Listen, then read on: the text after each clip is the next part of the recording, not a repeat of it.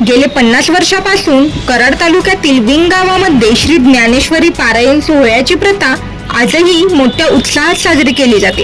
कराड तालुक्यामध्ये विंग गावामध्ये भरवली जाणारी श्री ज्ञानेश्वरी पारायण सोहळ्याला विशेष महत्त्व आहे। या सोहळ्यासाठी विंग पंचकोशीतील गाववाड्यावर त्यातील नागरिक, महिला, ज्येष्ठ नागरिक, तरुण तरुणी मोठ्या संख्येने उपस्थित राहतात। यावर्षी वर्ष 50वे साजरे होत असल्यामुळे या पारायण सोहळ्याला महाराष्ट्रातील नामवंत कीर्तनकार या पारायण सोहळ्याला उपस्थिती दर्शवणार आहेत, अशी माहिती श्री ज्ञानेश्वरी पारायण सोहळा विंग समितीच्या वतीने देण्यात आली।